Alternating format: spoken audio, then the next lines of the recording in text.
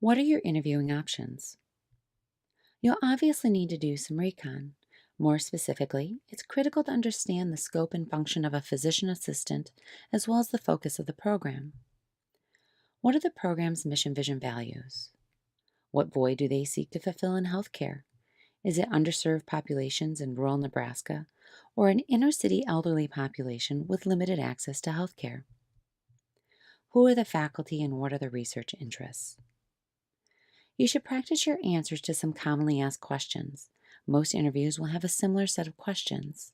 These questions will follow the same general theme, plus or minus a few curveballs.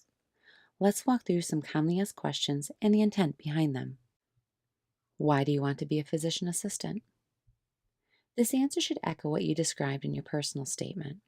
The panel is looking for you to clearly and concisely articulate your understanding of the profession and your motivations. How did you choose our program? This answer will come out of your program reconnaissance.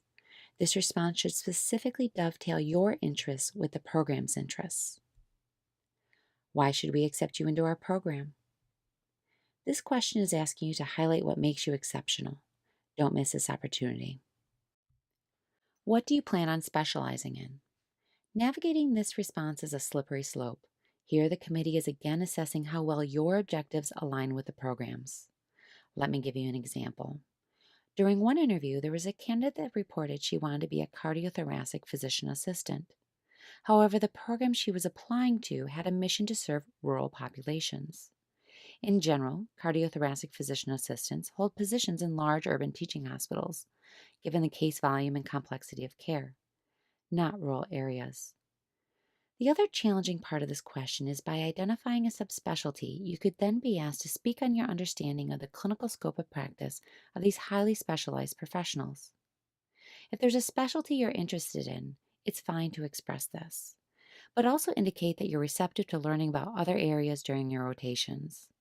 This response willingly and honestly acknowledges your knowledge gaps. Tell us about your undergraduate work, research project, direct patient care experience, etc. Here, the panel is looking at how you communicate your experiences and what you took away from them. If you did work in a highly technical area, don't assume each member of the panel is familiar with the specifics of the field or project. For each of the phases of your roadmap, you should be able to clearly and simply communicate the highlights. This response offers another opportunity to highlight a passion and engage the interest of the panel. What are your strengths and weaknesses? The key to this question is you want to be genuine but not incriminate yourself. My recommendation here is to ask someone who knows you as a self-assessment metric. Tell us about an obstacle you had to overcome and how you approached it. This question offers the panel insight into not only how you handle stress, but your capacity for empathy. This question also gives you a chance to show your grit and perseverance. Both are valuable qualities for the demands of graduate coursework. How would others describe you? This answer is being directed from a professional standpoint. The panel is interested in how your professors or employers would describe you. During one interview, we had an interviewee take us down the rabbit hole on how her mother-in-law would describe her. Not a recommended course of action. Please keep it professional. What are your hobbies? There's no right or wrong answer here. If you do something interesting that you can speak knowledgeably about, then share. Be prepared for follow-up questions if it's a hobby on the peculiar side. The advantage of something more peculiar is that it will likely be more memorable to the committee. If not, it's okay also. How do you deal with stress?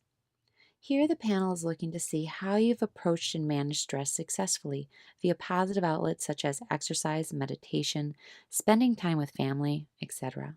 This response is measuring your emotional intelligence. What are your plans if you don't get accepted to this cohort?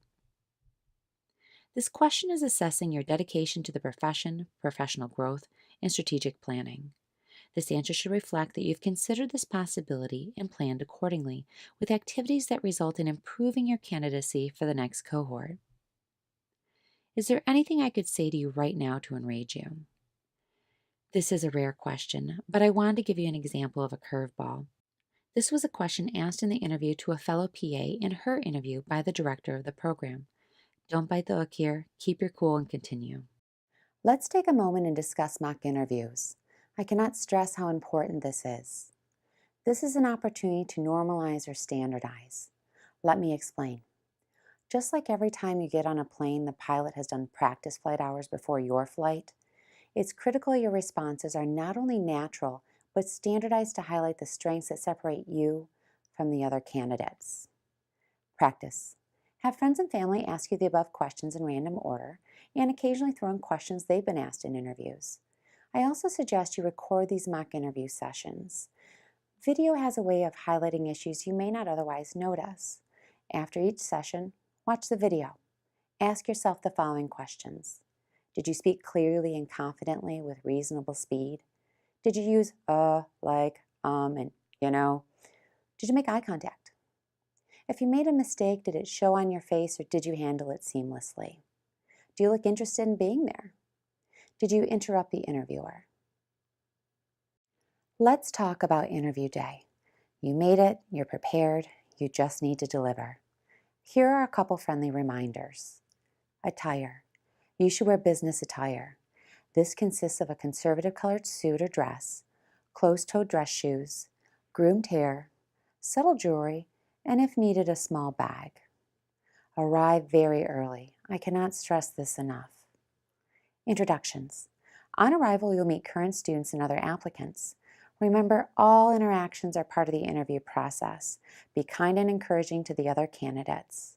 Express your interest in the program with the current students. Remember, one of these students may be on your interview panel.